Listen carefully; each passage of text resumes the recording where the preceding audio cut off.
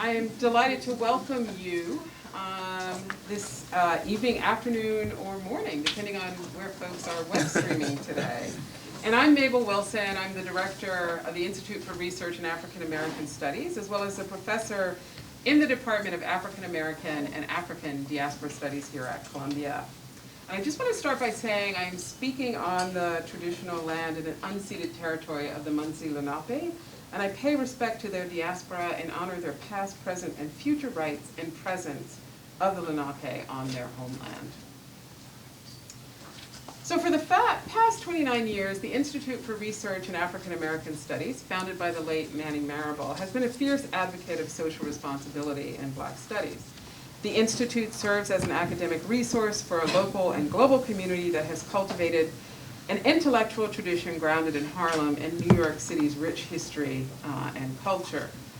Now in partnership with our Department of African American and African Diaspora Studies, IRAAS and AAAADS, as we affectionately call it, continues to expand the array of contemporary scholarship and the interpretation of the diasporic Black experience with ongoing series like tonight's conversation. So I want to welcome you all, both those who are in person, which is really great after being, doing all the programming online. So it's great to have you here. And welcome you to tonight's conversation. There's a disco ball between us, A Theory of Black Gay Life by Jafari S.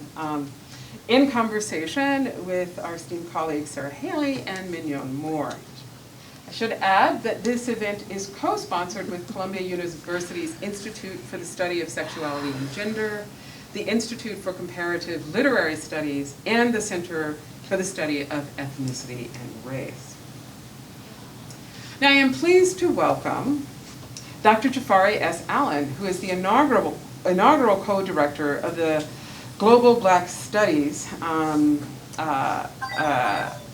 is a co-director of the new Center for Global Black Studies at the University of Miami, where he is also an associate professor in anthropology. As we will experience and engage this evening, Dr. Allen's scholarship and teaching have opened new lines of inquiry. Works like There's a Disco Ball Between Us have reinvigorated methods of Black feminist narrative theorizing in anthropology, Black studies, and queer studies. His most recent book, There's a Disco Ball Between Us, the catalyst for tonight's conversation, was published by Duke University Press this year, and it is for sale outside. He is also the author of Venceremos, The Erotics of Black Self-Making in Cuba, and also the editor of the volume Black Queer Diaspora, along with a rich body of publications that I won't all mention here. He is currently at work on two monographs, Marooned in Miami, Ecologies of Black Life on an Edge, and Structural Adjustments, Global Black Survival in the 1980s. I would like to add, the narratives forming a chorus in There's a Disco Ball Between Us ring true to Dr. Allen's commitment to care and careful study. As he writes in the introduction, quote, "Through careful attention to both the praxis and poetics of everyday life, you will come to know and feel my respondents, conversation partners, and those whom Melvin Dixon called, quote, the epidemic dead and living, end quote, as complex agents centered in a global, deeply consequential political economic drama," end quote. And so I'm delighted he has invited us this evening on this excursion, as he writes. And joining us tonight are two valued and brilliant scholars. I'll begin with Dr. Sarah Haley, whose research areas include U.S. gender history, carceral history, Black feminist and queer theory, prison abolition, and feminist archival methods. She is the author of No Mercy Here, Gender, Punishment, and the Making of Jim Crow Modernity, and her writing has appeared in journals, including Signs, the Journals of Women in Culture and Society, the Journal of African American History, GLQ, a Journal of Lesbian and Gay Studies, Souls, and Women and Performance. She's working on a book titled The Carceral Interior, a Black Feminist Study of American Punishment, 1966 to 2016. And she's an associate professor of gender studies and history here at Columbia University, and has been active in prison abolition and labor movements, and currently organizes with Scholars for Social Justice. Also with us this evening is Dr. Mignon Moore, who is the Anne Whitney Olin Professor of Sociology and the Chair of Sociology at Barnard College. Her areas of expertise include LGBT populations, the intersections of race, gender, family, aging, and qualitative research methods. Dr. Moore's award-winning first book, Invisible Families, Gay Identities, Relationships, and Motherhood Among Black Women, studies same-sex parent families. Her current book project is a socio-cultural study of the development of community for Black lesbians titled In the Shadow of Sexuality, Social Histories of African American Lesbian and Gay Elders, 1950 to 1979. Over the past 2 decades, Dr. Moore has had a career of mentorship and support for LGBTQ communities and have received recognition for this work from the City of Los Angeles and the Human Rights Campaign. She was the 2021 President of Sociologists for Women in Society and is the current Vice President of the American Sociological Association. It's a really fantastic group this evening. And so I think we'll begin with a short presentation reading by Jafari, followed by a dialogue with Sarah and Mignon, and then we'll open to the audience for Q&A toward the end of the event. So again, welcome all. So Jafari.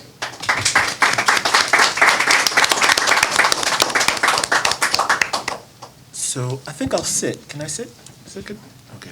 So thank you so much for being here. Thank you to AAAADS and to IRAAS for having me here in this place.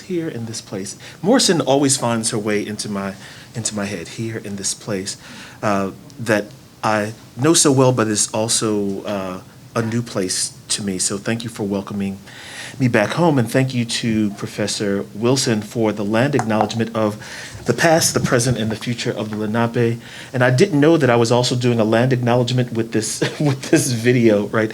I often try to play the music that inspired me during this book. There's also a playlist that goes along with the book that's on Spotify. But this piece by Ashford and Simpson, not incidentally called Bougie Bougie, is one of the things that I imagine as is what my writerly voice should sound like. I never quite reached Ashford and Simpson status, but I try to bring them in the room. But so much of the book is also, there are many places, but New York is one of the central places in it. Mm-hmm. And so where we stopped on these rooftops ends up being another sort of land acknowledgement of the past, the present, and the future of this land. The people who have rights to it, the people who have rights to life and liberty in this space, and who may not at this moment, but will in the future, because no, I'm not gonna quote Assata, because we're gonna talk about Assata a bit in here. All right, so. Thank you also to Professor Moore and Professor Haley for this conversation, and I will be very short. As a matter of fact, I'm not even going to read this beginning part. We can talk a bit more later. But because we're in this place, I can't help but go back to Harlem and go back to the end of the book, which leaves off with a meditation on Black studies, and also a love letter to my friend Nahanda Asoke Abiodun. Nahanda Asoke Abiodun, also known as Sherry Dalton, Cherry, Nia, and once also called Laverne, was a freedom fighter, and she got it honest. Nahanda learned from her paternal grandmother that her ancestors had been Maroons in St. Croix. Her father, who joined the Nation of Islam during the plague time of heroin and despair in Harlem, grew disillusioned with the nation just before Malcolm's assassination and turned to other forms of Black militancy. He had passionately debated with his stepbrothers and other family members about the right methodology toward Black freedom.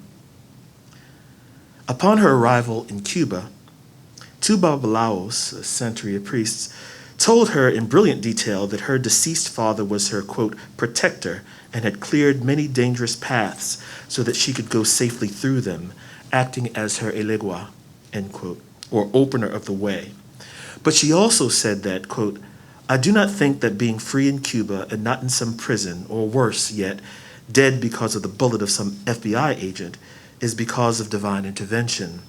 I am free today because of some very heroic, disciplined individuals, most of whom the history books will never tell about. And I continue to be free because of people who believe in an independent New Africa, as well as individuals dedicated to the ending of oppression wherever it exists," end quote. Here, Nahanda was too humble to count herself as her own, quote, heroic and disciplined individual. That is left for us to say, to tell in this history book, at least. Nahanda made herself free and kept herself free, and her sacrifices cut her and her family deep. She preferred to be out and about in Havana, lecturing to visiting groups about international black struggle, hip-hop, Cuban history, and other topics. She had to, I later understood. Otherwise, they would have won. I'm going to leave that as a cliffhanger and move on to this part. A final love letter, Siempre hasta Victoria, Harlem, February 15th, 2019. The Cecil is one of the places I dreamed of bringing you, Nahanda. I almost wrote Nia. I'm so used to it. I tried on a few occasions to interpret gentrified Harlem for you, as you might understand it, and not how social scientists might focus on what we have lost and are losing. Let me note here for you also that Nahanda Abiodun died in January of 2019. It happened to be a few weeks before my return to Cuba to see her after many, many years. I want to emphasize how we were and still us, doing how we do, even as they encroach. We are still us on the corners that remain, and in the bougie of us, still enjoy a glass of two of Barolo with our perfectly grilled lamb chops. I risk embarrassing myself as my eyes well up at the Cecil. The 90s R&B is too loud for dining, but I'm grateful for the interruption of my post-memorial service reverie. Chinganje and V modeled that regal restraint that you would have insisted upon at your service, even though you two would be boo-hooing the entire time, like I was. With dignity, of course. At the next table, I hear that black woman laughter that you had perfected. I can hear your cackle and wheeze now. This laughter is balm and prophylaxis for me. The sisters and I share a few words. Then, leaning on the other side of the sisters' table, the inevitable brother arrives, cheesing, to be playful and indulged only until their food starts to cool, and then must be respectfully dismissed with, "Aye, brother." Seamless, elegant, serious blackfulness. Brunch and dinner at new restaurants and old ones you would not recognize are packed with white folks who have miraculously materialized regular garbage pickups and street sweeping in Harlem. The police keep watch, digitally occupying from towers with bright lights suspended upon the avenues, making night like day in a strange time-space. Remember my mentioning the panopticon when we visited the plantation in Matanzas and saw the overseer's watchtower from which he would watch Africans cut and process sugarcane? Like that. There are a lot of white folks around these days, even more than when I lived there, and scandalized you and sister with my story of the white lady pushing her own white baby in a carriage as I crossed the courtyard of the Manhattanville projects on my way to class at Columbia one morning. A sure sign of the end we had all observed. But this is still ours in the ways you would recognize and celebrate, Nahanda. Harlemites have not ceded the cultural territory. You wrote that to your childhood friend, quote, "Word is we grew up in an underprivileged, deprived neighborhood. It's true that when Adam Clayton Powell was the congressman, he held hearings and they designated our block as the worst block in the United States. But of course you agreed with Nikki that they would not understand black love is black wealth." I'll end here. I'm remembering our long nights laughing in Havana, laughing as Havana Club and La Mulata, lesser brands only if we had no more money, filled our glasses and accompanied our long laughter and our tears, one after the other in no particular order or categorization, all the same profound love. Whether in the form of paternal guilt, political frustration, personal difficulties, our grief, mourning, hope, or fear for the future, and our resolve, or the antics of the day as we gossiped about folks who were, quote, stuck on stupid, no matter, there was always laughter and always will be. I know I, no hay que llorar. Isaac Delgado had just recently covered Cecilia's La Vida es un Carnaval when we met. At first, it can feel like some sappy bullshit, but once you begin dancing to it, you know it can be true. If you let it be, momentarily, even in exile. Que la vida es una hermosura, hay que vivirla. Que en la vida no hay nadie solo. Oh, there's no need to cry, do not cry. Que la vida es un carnaval. Life is beautiful. It must be lived. In life, no one is alone. There is always someone. I want this to be true. I can hardly bear to admit that exile is defined by perpetual loneliness.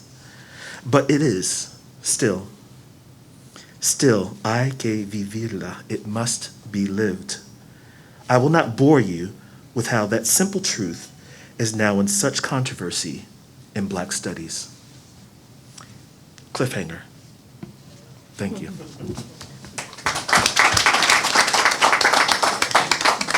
I'll just say briefly that this is not what I had intended to share today, but I didn't have any Barolo. This time I had just a little Sancerre. But sitting at a cafe before this, I was overcome with literally the last time I sat in Manhattan and had a glass of wine. It was after Nahanda's standing room only memorial service. And in the season of my coming a bit out of COVID hermitage to be with people in a room for the first time, it's important for me to mark that and to mark those who we have lost and are losing and are who are still with us.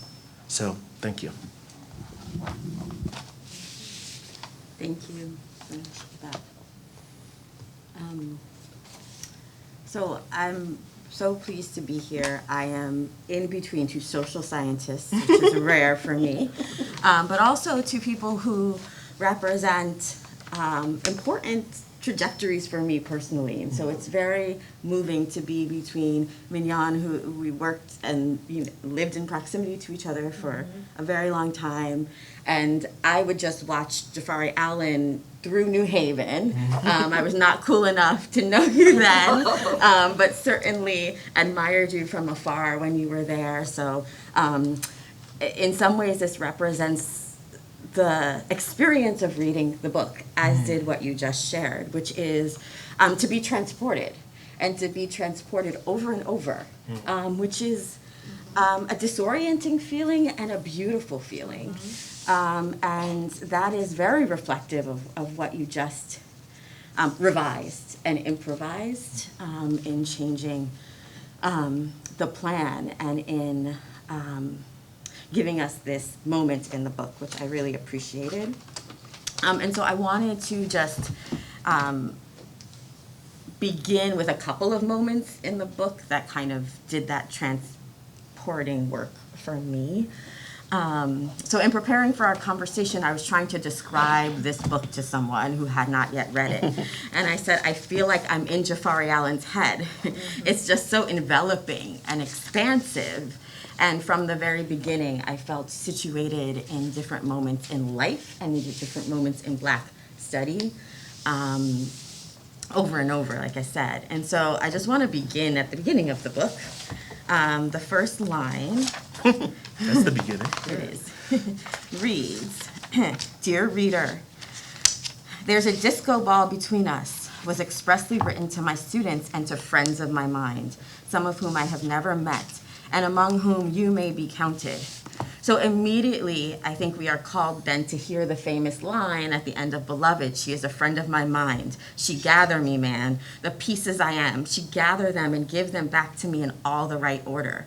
And if I could describe the book in any way, it would be creation through gathering. That is the work, it's extremely Morrisonian in the way that you ask us to understand our thoughts and the way we think differently through this, what you call equitable citation or gathering, and we can come back to that.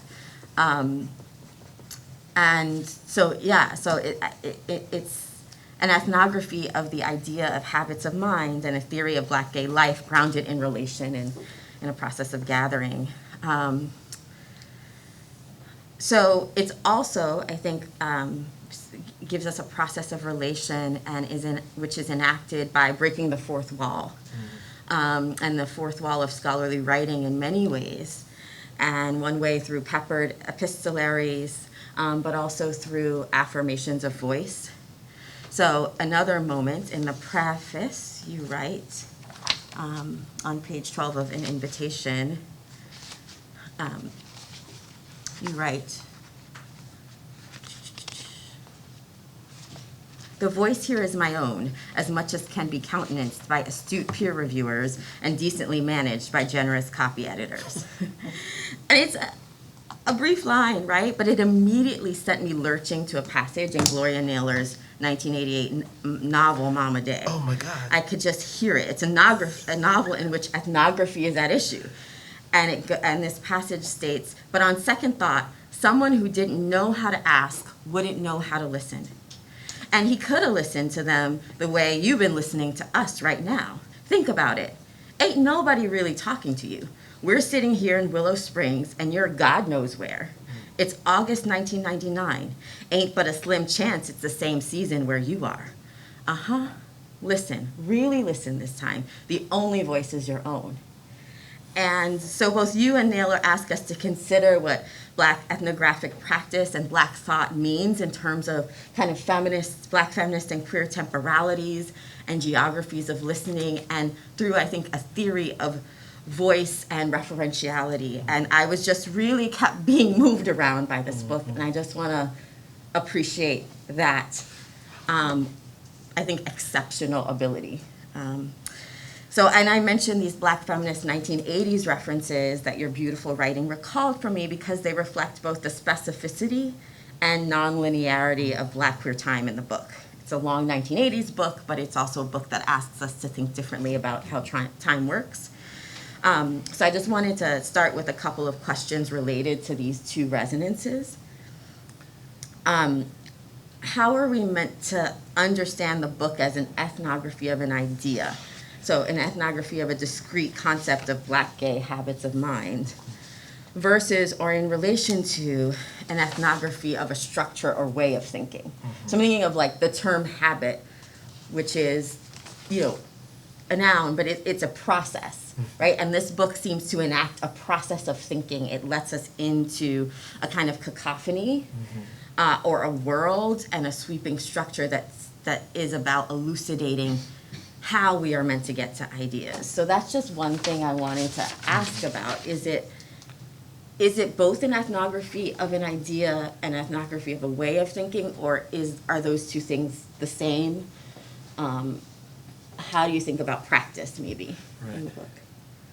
So first, thank you. Thank you for reading so incisively and generously. And also, part of the process is to reflect back to me things that I read that I forgot. This Gloria Naylor that is actually, I'll have to go back and read that, is actually, I should have, that should have been specifically noted. We imbibe things that we don't even know, but it also shows that I heard it, I just heard it. It was like shouting at me, and it was a very beautiful moment of, sorry, just. No, that is perfect, and that's part of so what happens. The structure or the habit is something that is part of. Some people may call it, at Columbia we have the core curriculum, that there's this stuff that we should know, right? And Gloria Naylor, in my world, even though she's not one of the 17,000 that I quote here, is part of stuff that we know, part of the structure, so that she is invoked for you without my having to do it, is really gratifying to me, and also is some part of my provisional answer to you about the habit of mind and the ethnography of the idea. And both of those things happen, and this is also one of the things, there's a list of things. I think I destroyed the list of my insecurities about the things that I didn't quite do, that people would be like, hey, but it really is. It is that that notion of an ethnography idea came, and that's another Yale thing that happened in Michael Denning's class. I was a guest in his Americanist Scholars class, and did a very early version of the introduction of this. And he and other folks had already read Benson Amos, and so they knew that work and knew me as an ethnographer, right, of a place, right? And I was struggling then with how much I was going to move outside of what I felt authorized to do as a social scientist, as an ethnographer of a place and a region. And Michael said, as if it would not completely change the trajectory of my book, he said, "Oh, the first book was this critical ethnography of a place. This is ethnography of an idea." And as I was wont to do during that time, I began to cry. And then I had to stop, okay, I'm in class, and I just wrote it down and thought, that shift, because what had happened is that it made clear for me what was happening in the field. I was moving from place to place to place to place, and those of you who are ethnographers, and especially anthropologists, will know that multi-sided ethnography is new, and it is fraught, and it is dangerous, and it is not really authorized for many people.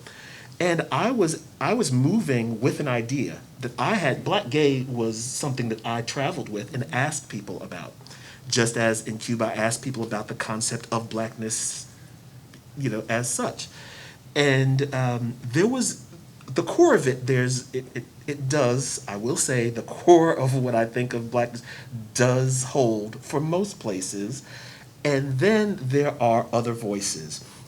One of the other voices that I have to invoke, who was very much part of one of the voices in my head, and who was living during this and then passed away right after this was published, is Colin Robinson, who was the most person who was like, "Jafari, you coming here to Trinidad with this black thing, it's different here." And because of my respect and admiration for my friend Colin, I always rethought this notion. Ethnography of an idea helped me to realize that I was not doing case studies, but I was actually thinking through and tracing the idea of black gay. Changed everything, right?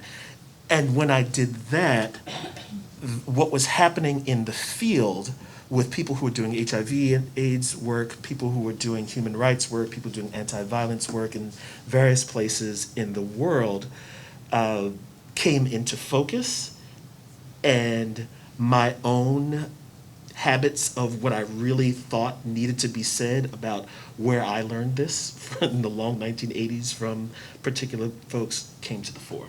So this is I'll be more concise so that we can hear more. Thank you.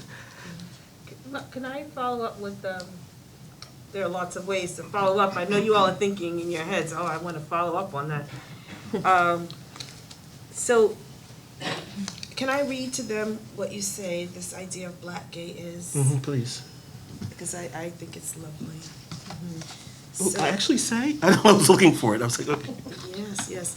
So Professor Allen says, the idea of black gay and later black queer emerges directly out of the political, artistic, and activist work of radical black lesbians of the 1970s who had cut their teeth in civil rights, black power, peace, labor, anti-apartheid, reproductive rights, and radical feminist movements in the United States primarily, but also connected to anti-colonial liberation struggles and the organized left around the world. This work happened mostly out of the view of professional academics who rarely understand community organizing, archiving, academic work, sex parties, which he throws that in there, and the literature and art of black, lesbian, gay, transgender, bisexual, and same-gender loving people as all of a piece and constitutive of a distinct politics.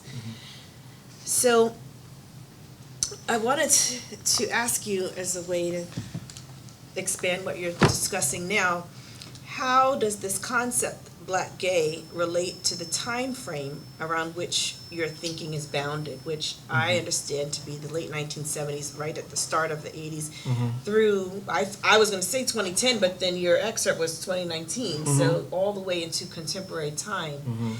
And I think about Black queer histories across different time periods. Right.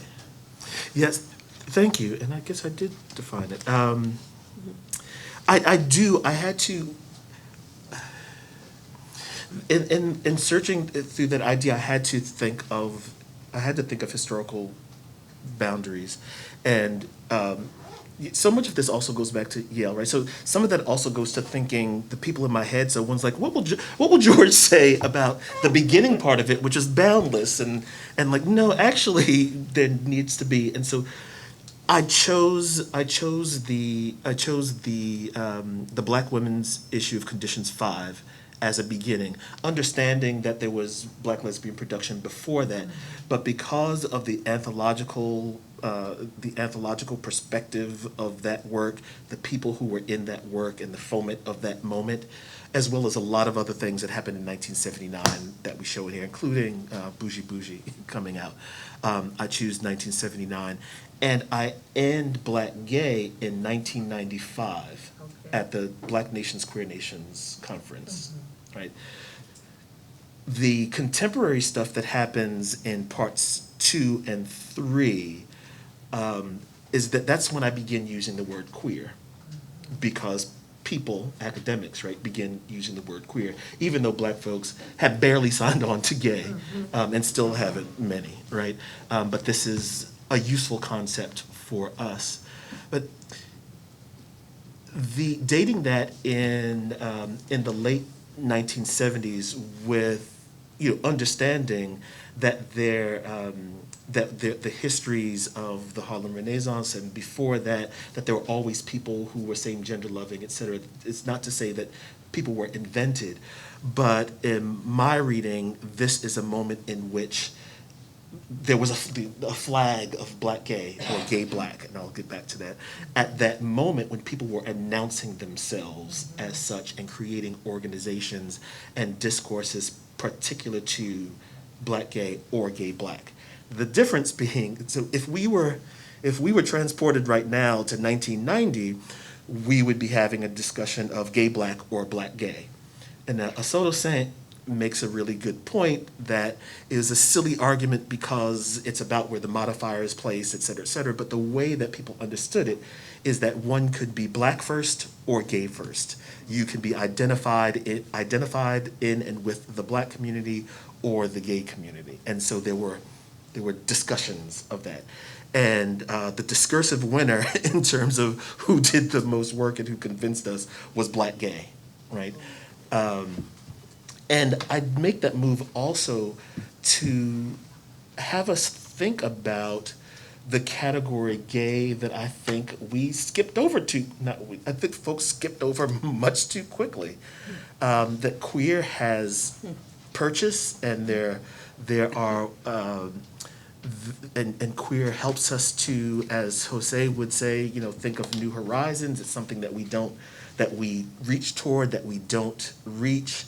Lots of our theorists have done a great job of that. It has also been an umbrella under which people can come and then argue and split off into other umbrellas, right? It's been very productive. And yet, what is it with gay and the aspirations of a gay girl, of a gay boy, of a gay trans person that we are missing, that we just left in that academic discourse seems to have left in the past. And I also wanted to focus on, and here I say it plainly, and I think I try to reiterate it over and over again, that all of this comes out of the work of radical Black lesbians with a capital L, thank you, please. And so some of this is also, it's an attempt to turn back and to say, what about the category lesbian? What do we miss when we turn away from that from that politics and that name.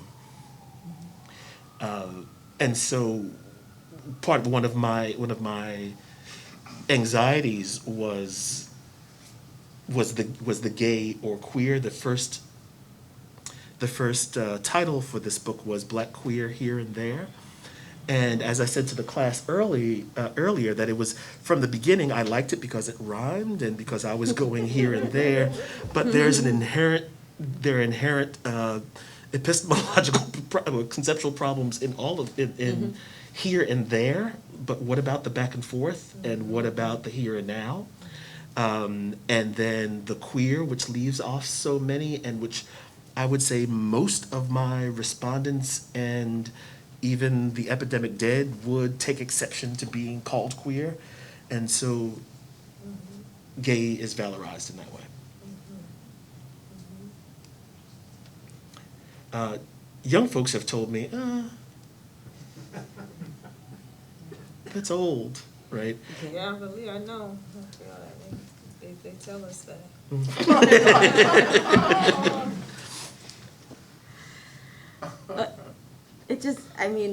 It made me think about this book as, you're right, there are 17,000 people in this book. It's so expansive in terms of the people you're thinking with. And, just as kind of like in my militant Black feminist voice, I think that a lot of people talk about a grounding in Black feminism for, say, Black queer theory or other ways of thinking about capitalism and sexuality. And this is just such an extraordinary narrative about the relationship between Black feminism and Black gay life and capitalism and movement. And there were surprises in here for me. For example, I didn't expect the extended section on intersectionality, right? Like, or the intersectionality wars. It was just such a deep analysis of Black feminism. And I was just wondering how you charted, right, the foundational parts of that, how you chose, some of those interlocutors. Thank you. I mean, that means a lot to me that you see that, and we couldn't do it without that part. And there are like 30 more pages that I slashed and will be published somewhere else. How did I come to it? Part of it is we talked earlier in the class about having a question in interdisciplinary studies, that it's not all that every problem looks like a nail if your only tool is a hammer, and as an ethnographer, that's what I would have. But as an interdisciplinary Black studies scholar, I have a whole bunch of other tools, right? And the historiography, you just can't tell me that this doesn't, that Black gay, or even the way that we do, that we think of queer organizing, does not come out of that work from radical Black lesbians.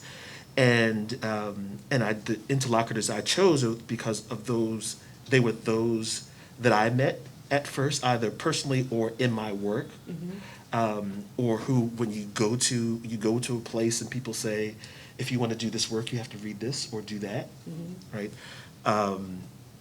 And so, of course, Audre Lorde and Pat Parker come up as founders of the discourse. There's a lot of stuff that needs to be done more about the Salsa Soul Sisters and Alusk. I mean, these New York organizers.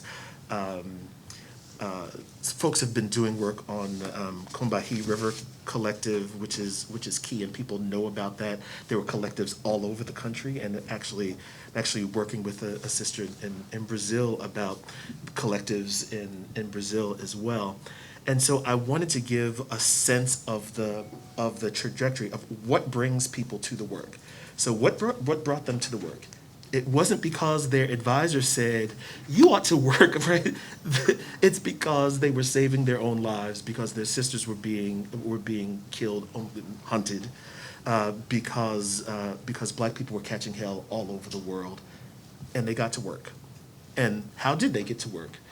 Consciousness raising, writing, direct action. So all of those things, I'm trying to chart a story, the historical discourse, but also it could be a how-to. It could.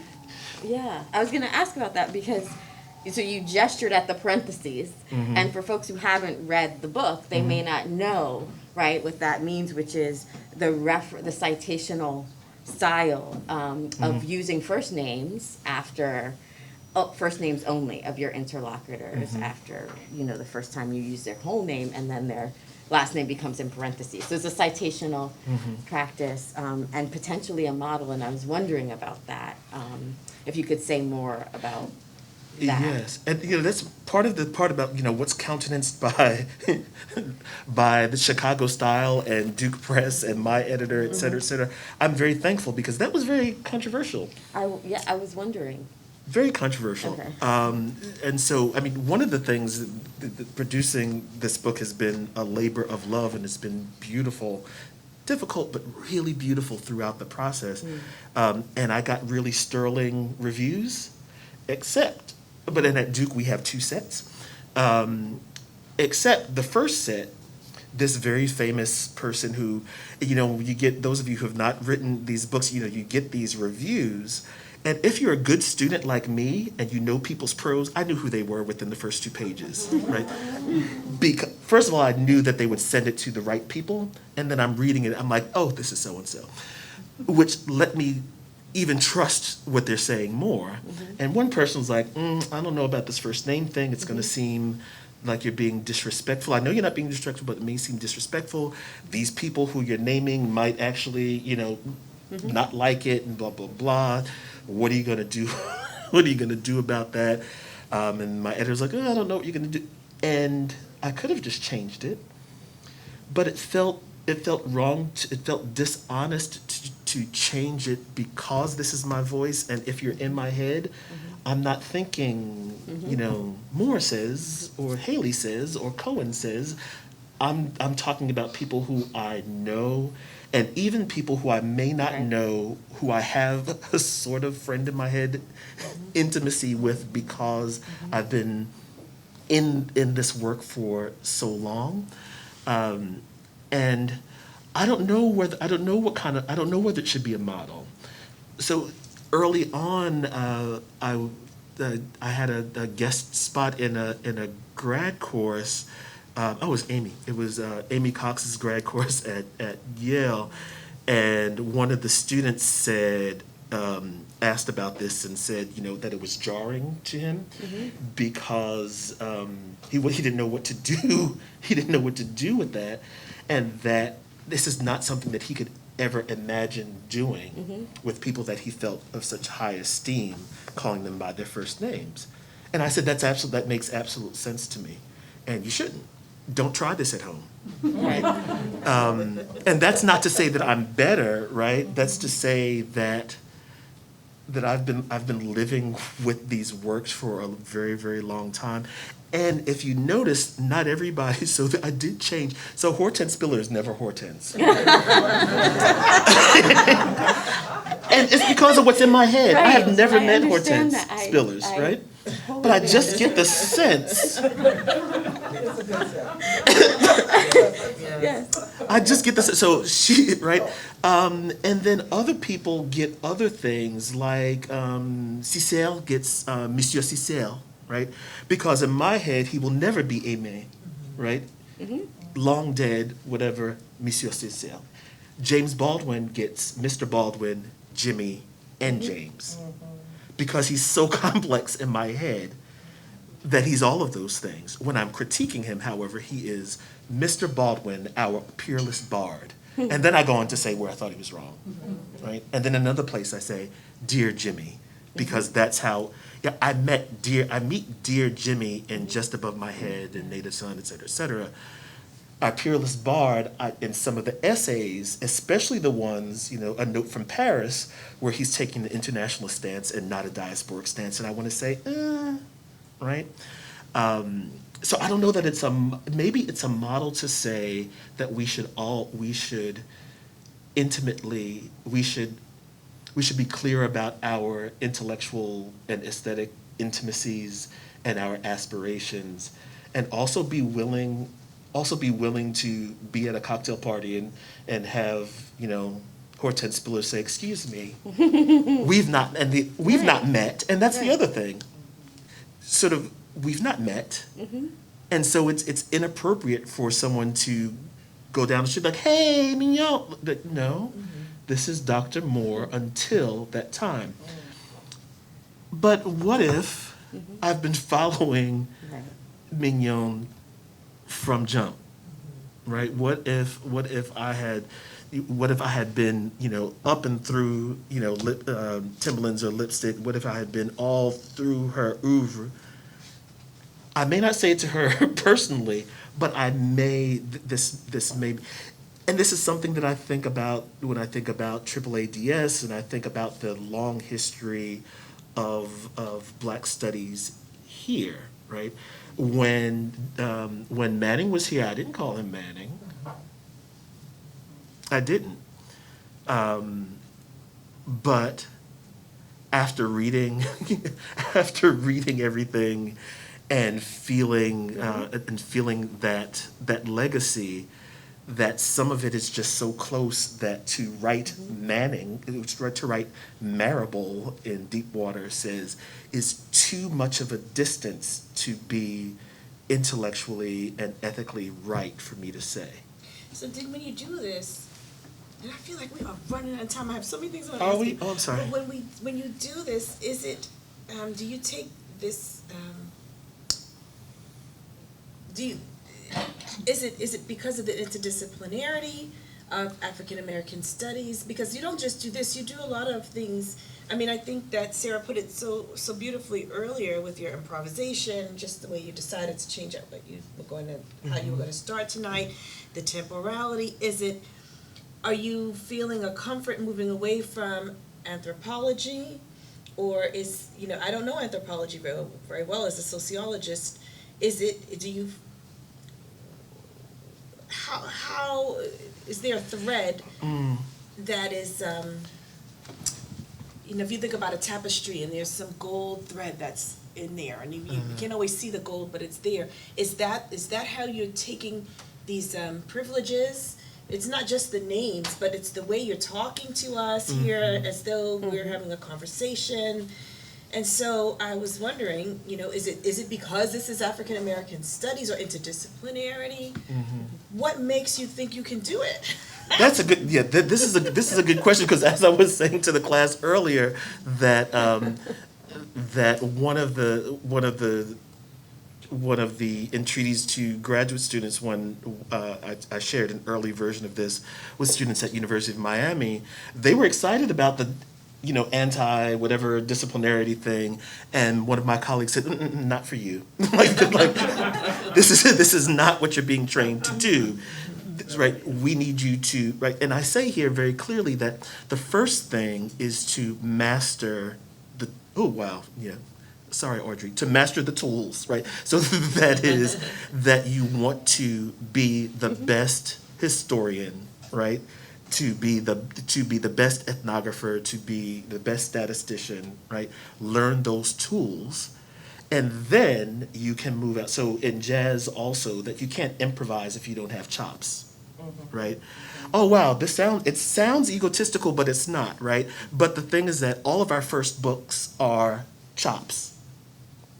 See or no? Right? I think so. And then the next one, and this is just being very honest, the social science committee at Yale didn't want this book, right? The social science committee, as I was told, wanted a disciplinary book, right? But you also everyone wants a book that does something else in the world. I wrote that what I thought was a corny book, right? Full of really easy, assimilable. Did you say corny? It was corny. The first book. For me, it's very New York. It was. I did say corny. That is to say that the first book, the pushing was to say, hey, I went to more than two places, multidisciplinarity, right? That's the innovation that anthropology can accept, right?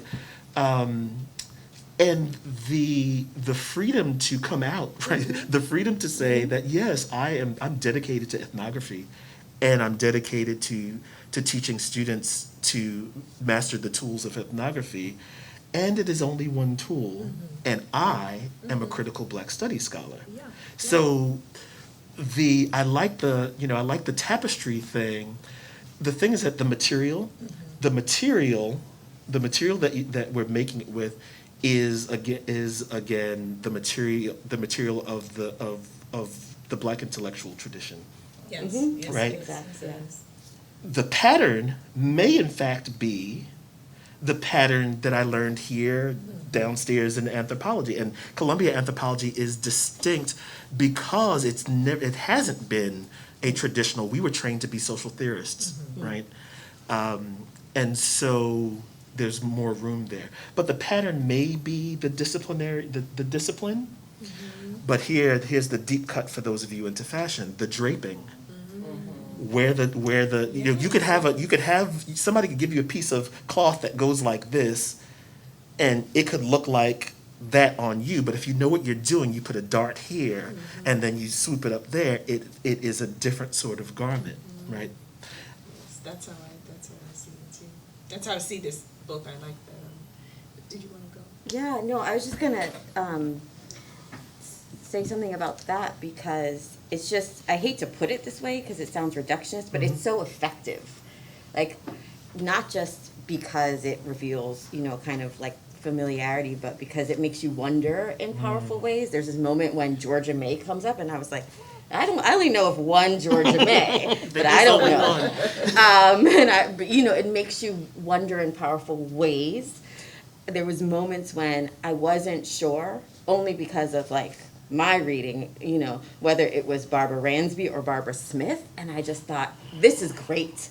I need to read this, back and forth, and like, we need to talk about Barbara, right? Like, we need to talk about like the all the Barbara Christian, Barbara Christian, yeah. Like in that moment, it was it was a section on socialism, and so it was either one of those two, and it just worked so well, in the sense that like some of the unintended consequences are the kind of spontaneity and also the relationality between those two Barbaras and what they mean to us that is emphasized in the first naming of them. And I also think the Black Studies is a tradition in which naming is a theory, right? Like we have so much work around the power of naming and the practice of naming, and this is just a very powerful example of that in a new way, in a way that we haven't seen it, or at least that's how it impressed upon me as I was working my way through this book and trying to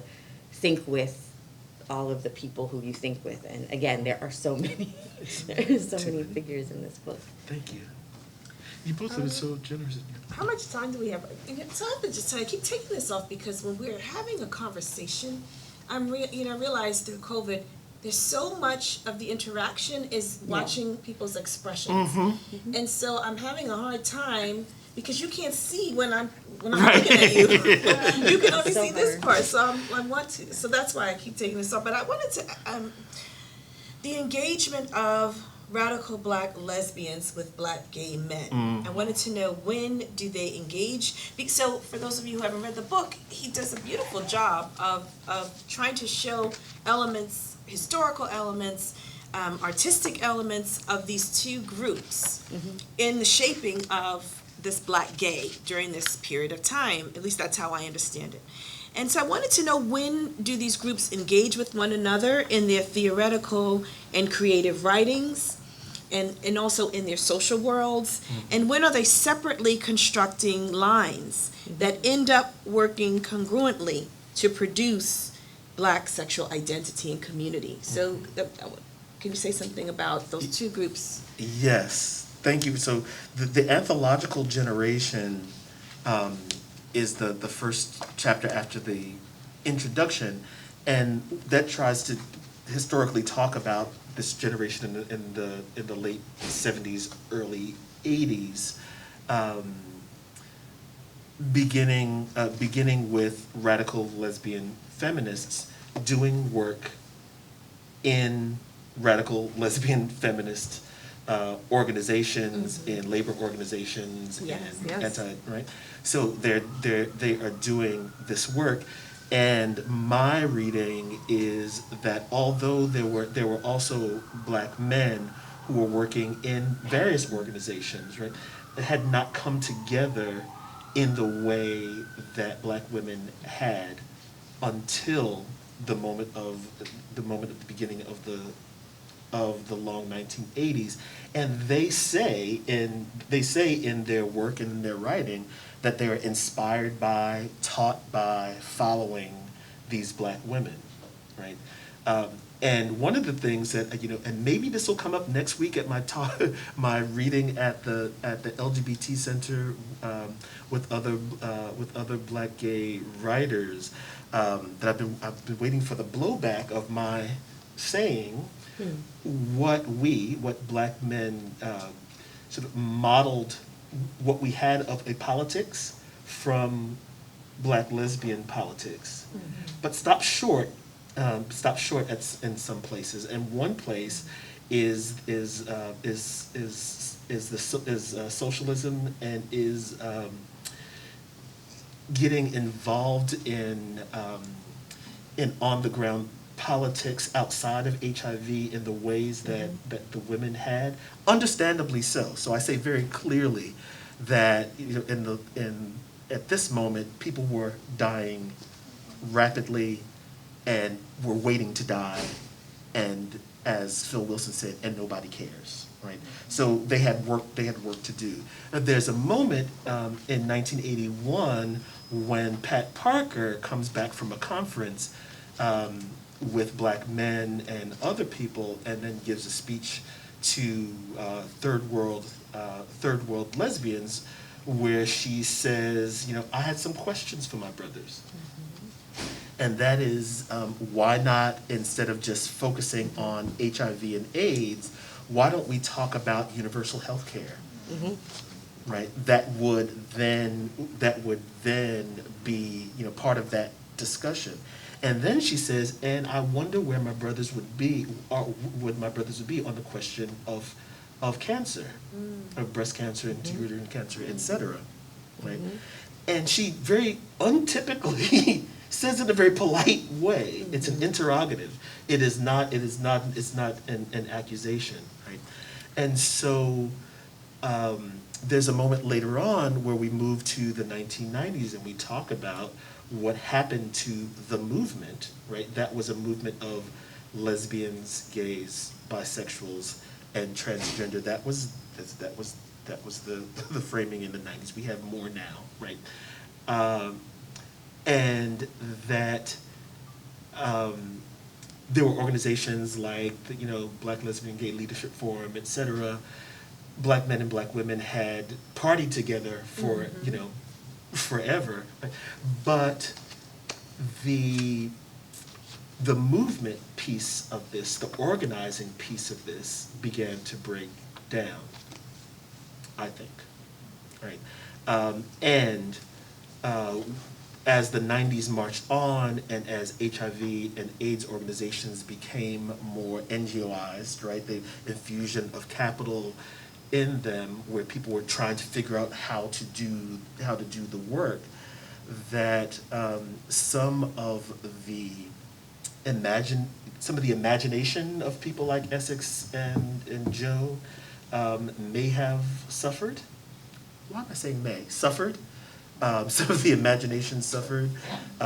The understanding of what we were doing became focused on HIV and AIDS care, where the broader vision that was inspired by black lesbians was broader, right? And so there's part of it. So in short, one thing is that there is, as in other areas in black life, an asymmetry in what black women give and what black men give in the relationship. There, I said it. Come email me, and we can talk. It's a political reality in larger black life. It is a political reality in gay life, and it is something that I hope that the core Black feminist reading, using mostly examples from Black gay men's lives in many ways, can get at this, right?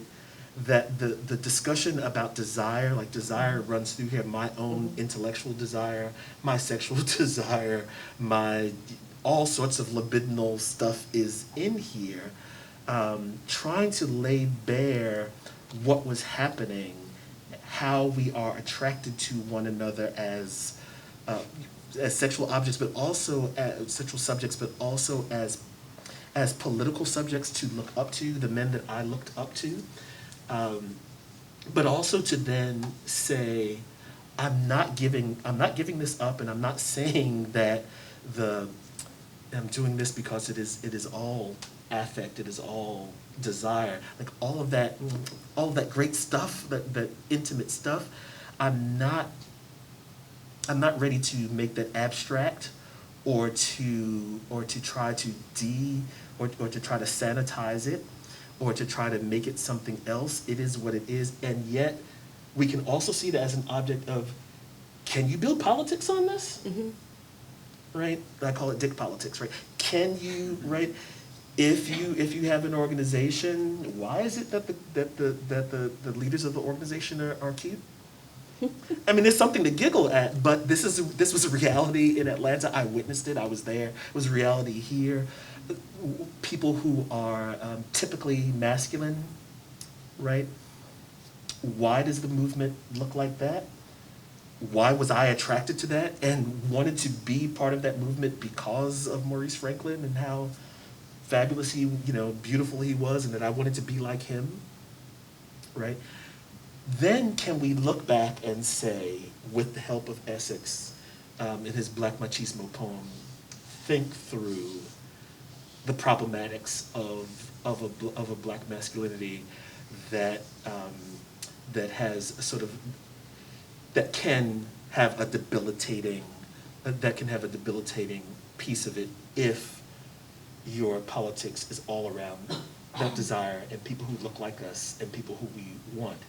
Who does that exclude? Mm-hmm. So. Shall we open it up? Please. I'm hoping when we talk that someone will ask about the archives, because I'm a scholar of people who work with archives, and both of you use archives, and you talk about archival recovery writing in this book, and so I just think both of you would have something important to offer those of us who are doing archival work or interested in doing archival work. So that's not a question, but it is something maybe someone will follow up on, or you would think about just to help us, as intellectuals and as researchers. If you could raise your hand so we can bring you a mic, please, if you have a question. I have a question. Can I ask a question? Thank you so much for being with us, and thank you as well to Sarah and Mignon for such insightful questions. You mentioned 1979 and then 1995, I guess it was, Black Nations, Queer Nations, which actually was a conference that ended with a question mark, so it was interrogating, actually, both Black and queer, which I think is a signal contribution Absolutely. of Black gay lesbian studies, namely to interrogate both Black and gay lesbian in ways neither term was being questioned. But the question I have is a counterfactual, I suppose. The phrase is that this is an intellectual history of Black gay habits of mind. And I was just curious to know whether the project would look different, and if so, how, in what ways, if it were a project that focused not just on habits, but on habitus, right? Not just on minds, but on bodies, because in the really rich and, for me, crucially important line of investigation around the differential histories of Black gay men and Black lesbians, I thought about bodies, right, and the different fates of bodies that were sexed and gendered male and female. And those points of convergence. So 1979, you know, so much of it had, for me, as a 22-year-old in 1979, was about bodies precisely. But not bodies necessarily having sex, rather bodies, for me, principally bodies on the dance floor. And that's why, you know, the disco ball, which was not between us but above us, is such a resonant image, because, you know, I think of all of those spaces in which men and women, those are the two principal categories, came together in places like Paradise Garage, or didn't in places like Keller's, or did in places like Catch One. Yes. And it seems to me that one of the hallmarks of Black gay and lesbian culture is precisely the ways in which whatever intellectual work we were doing was enacted in and through our bodies as much as it was articulated through the work of thinking, either individually or in concert with other people. And so, you know, when one thinks about the different positionalities of our bodies and the ways in which history, you know, you mentioned HIV. I mean, that was a world-shattering and world-transformative moment. I mean, our histories went in different directions. And one wonders, you know, how to think the question of, you know, the different positionalities, not just in relationship to homophobia or to misogyny or to racism, but in relation to capitalism and capital accumulation and the differential distribution of access to resources, to capital, across the gender line within our communities.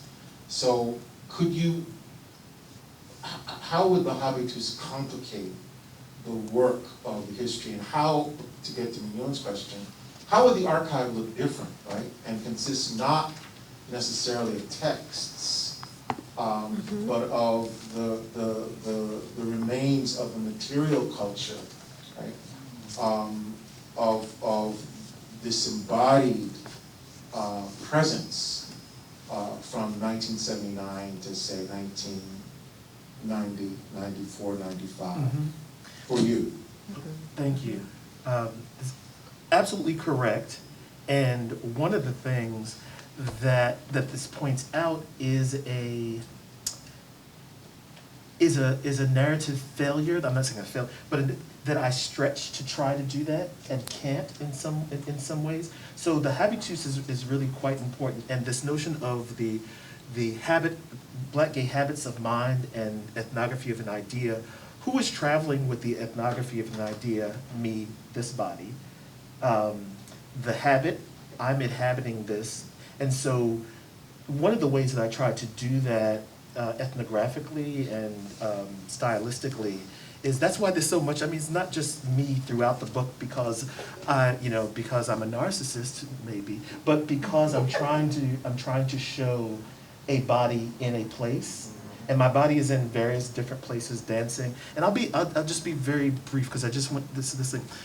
The significance of the disco, the club or the bar for Black communities of the long 1980s cannot be overstated any more than can the centrality of the Black church, blah, blah, blah, blah. Here's Audre comments on the dry long so gay sociality at the club. Sometimes there was food cooked, sometimes there was not. Sometimes there was a poem, and sometimes there was not. Speaking to this text, she says, and always on weekends, there were the bars, right? So this is the central institution. And I tried to get, I didn't want to rehearse my favorite essay, which my favorite essay was published in Souls, which is For the Children Dancing the Beloved Community, which is an ethnography of that place. But here's this, just very briefly. I remember better days on 50th Street in Manhattan. 5 feet tall neon dicks were painted on the walls. Men grinding on the dance floor to ship Pettibones mixes threatened to disrupt the comfortable domesticity that I had briefly escaped via the Long Island Railroad, blah, blah, blah, blah. Hopefully to impart, quote, burdensome knowledge of carnal secrets, that's Essex, that I longed to know. This was the first time I heard I Was Born This Way by Carl Bean. Blah, blah, blah, blah, blah, blah, blah, blah. Chief Rocker, Frankie Crocker, et cetera, et cetera, et cetera. And then I tried to, and this is the thing. What page is that? This is page 132, right? So this is a chapter called Disco. Yes, that's like the. And this is the most problematic chapter for me because I wanted to do a couple things at the same time. I wanted to situate the political economy of this moment in New York and in London and other places of utter, of disarray even before AIDS, right? And then as you say, AIDS comes and breaks up in there, all of these different trajectories. And at the same time, there's all of this stuff happening. And I also wanted to talk about chic. And I also wanted to talk about my first going to the Paradise Garage, which I describe as, as a cotillion for me, right, to go to such a place. And I tried then to have some sense of this as my own habitus, and also, because I'm also a student of walking, Certeau, right? That I'm walking through the city as Certeau does, right? I'm not seeing it from above, I'm experiencing it, and my own, from Certeau to Bourdieu, I am my own body. And thanks in this building to Sherry Ortner, whose practice theory helped me to understand this, right? Ethnographically, I can try to at least reach to this habitus, and then I can move on and critique, and I describe other ways that I am in the street as someone who is understood to be a typically masculine, until I start doing this, right, cisgender gay man, right, and how I understand myself, how other people understand me, which then gives me the chance to put myself in proximity to others who have different bodies, and also then to critique what I understand as a hegemonic butch queen understanding of black gay men, right? So yes, I mean, what you point out is absolutely right, and I'm risking saying too much because it's so exciting to me as something that I wanted to do, that I stretched to do, and that now I know I have to write another slim thing. Sort of, maybe it's an intellectual history of a black butch queen, and maybe it is something that is even more embodied than I did here. Because the other part of habitus is that even though I want to think of myself as, an edgy queer theorist, et cetera, I'm pretty bougie and self-contained and don't want y'all in my business. So you end up with the dance floor, and I'll say some things, but never anything untoward, because this I see. Thank you. Jafari,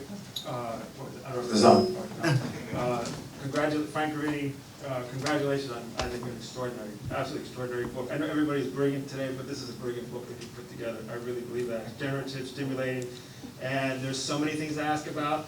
I'm not going to ask you about the ways in which this book, intervenes in Black history writing and insist on the importance of Black lesbian knowledge creators and the long 1980s, and the ways in which I think our straight kind of post-World War II history of African Americans tends to ignore.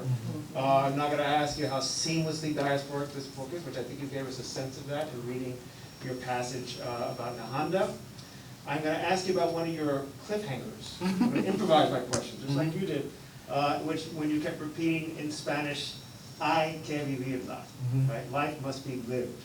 And you said something else, which I don't remember, but you kind of threw that out there as a provocation. Yeah. So I want to ask you to follow up on that provocation, what you were trying to say, if you can remember, by repeating that line. And I think it's an important point that you're making in this book. Yeah. You know, because the other sort of habitus thing, the thing is that it's still all so close that if I go too much, then it becomes too emotional for me, right? But this, which is also very Cuban, because if we were in Havana discussing this, I'd be crying, you'd be crying, and we would still continue the conversation, right? I wrote, that piece was the quickest part of the book. It was not supposed to be in the book. I'm sitting at a restaurant, literally writing a letter, drinking, I'm not gonna say how much Barolo, and even though the music was going on, I was seeing Nahanda and I and other people dancing, and I was that song that we laughed at, and I was like, oh, I love it. She's like, but politically, don't cry. Yeah, no, you need to fight. But life has to be lived, right? So on one sense, you can read that on many levels. But I think one of the levels that I'd like to discuss with you is that the life must be lived. It's also saying to Black studies, life. Yes, social death is a very important, something very important for us to think through. It is a tool to think with. Yeah. Life, however, is to be lived. Scholarship is to, okay, think about that, but is to think of the stuff of the living, right? And that song, Don't Cry, or Don't Cry, Don't Be Completely Pessimistic. Not because everything is great, right? But because there are tears in life, as the song says, and because our people are dancing. They're not always dancing, and we learned this from one of the crushing things in my early graduate career when I thought that I had a dissertation project that was about resistance, and I was going to go to Cuba and find all the resistances, right? And then I made the mistake of reading Scenes of Subjection. Mistake, because I could have had a great career never thinking of why we dance, or being made to dance, or the fact, social fact, dancing, complex, problematic, also full of all sorts of joy and everything, and it is to be lived. It's what we have to do. So this is one of the things that in my writing to Nahanda, I was also writing to all of us. And I think also that it's collapsed for me because Harlem for me is where I lived during graduate school. It is, the Mecca that is, but it's also Columbia, right? So it's also speaking to all of this. It's also speaking also to Manning in that tradition of, that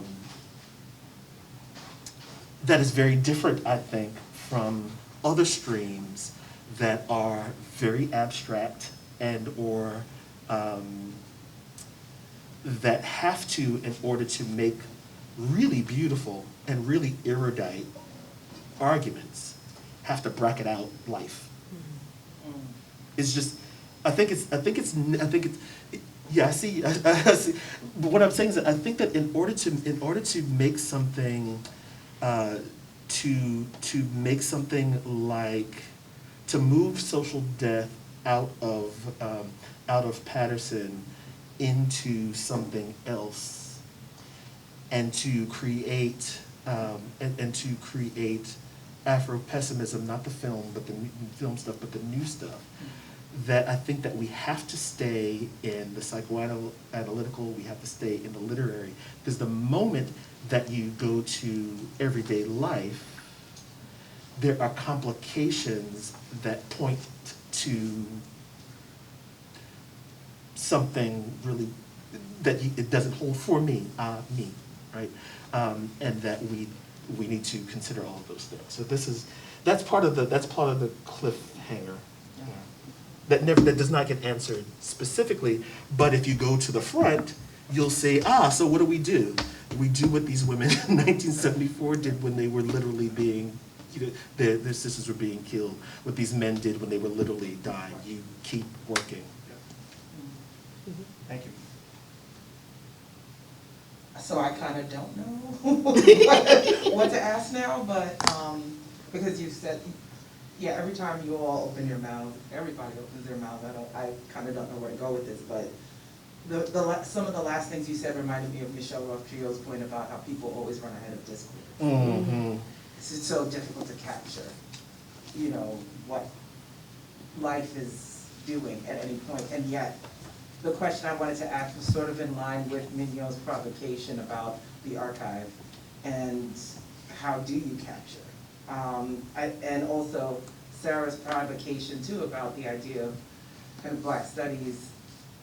One of the sort of fundamental practices of Black studies is naming, is sort of kind of putting to paper something that might otherwise be elusive, and the fact that you are thinking with so many people.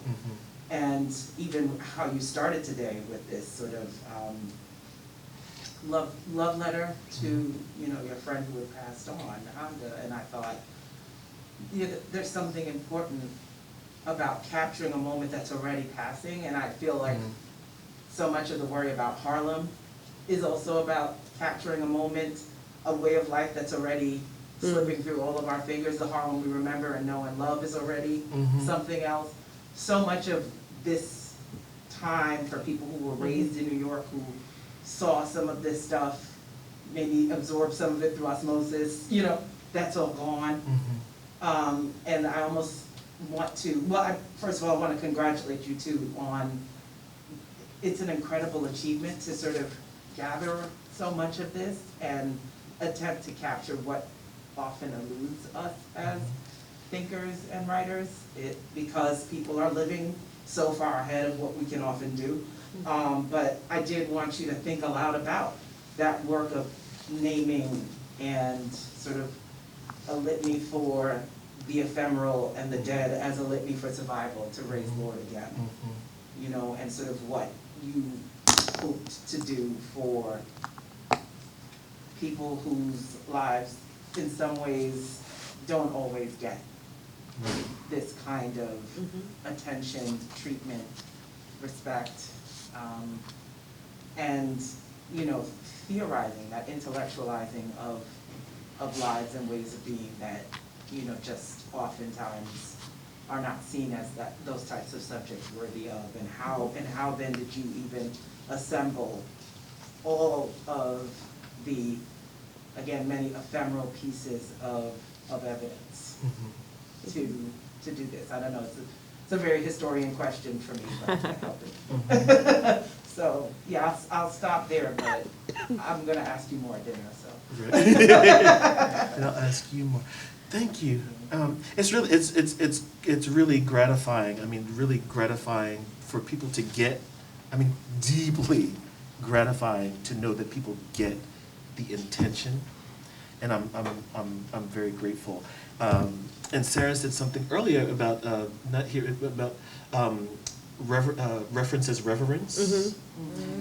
And this is, and I saw that and I thought, yes, that's right. Gee, I should have written that. But I was like, this is that there is the deep reverence for what people created. We say today for the culture, right? And created for but also for me personally, right? I remember very specifically dropping out of, I didn't call it dropping out of, taking time off at Morehouse and going into organizing communities in Atlanta. And so, I know that they haven't given you this, read this, right? I read Audre Lorde and everything changes, right? And I was a good student of radical, the men, right? I knew my stuff, right? But everything changes, right? Or to go to an organizing meeting in the early 90s and Jackie Alexander is there and says something brilliant. And I didn't even know she was a brilliant political theorist. I just thought, wow, she's really smart. People listen to her.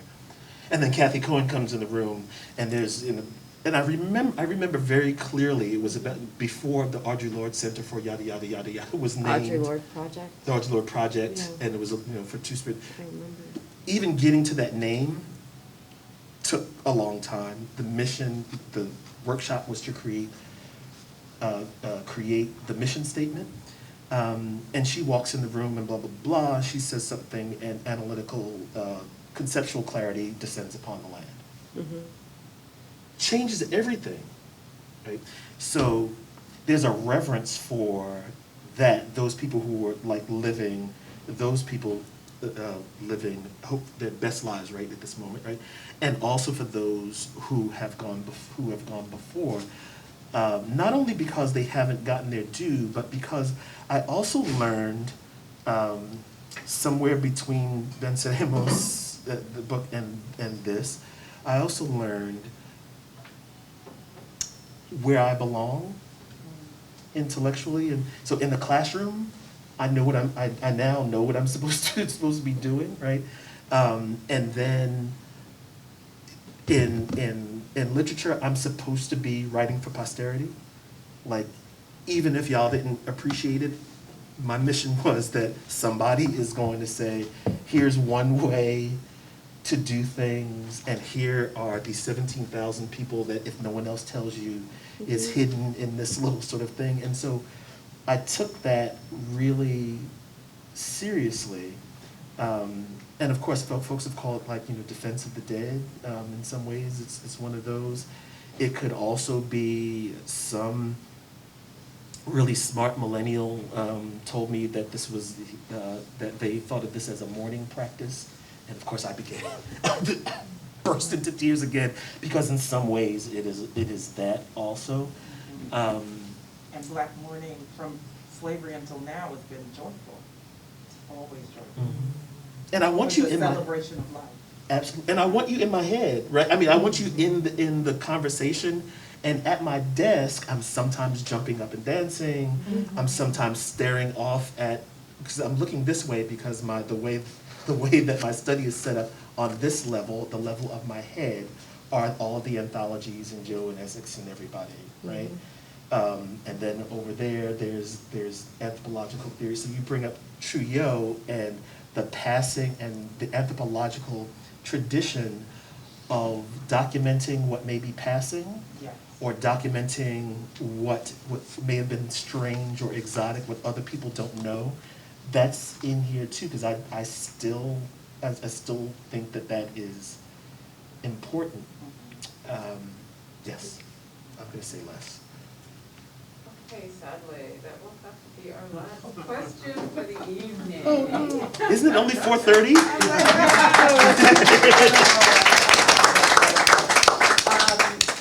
So, I have these on my notes at the bottom.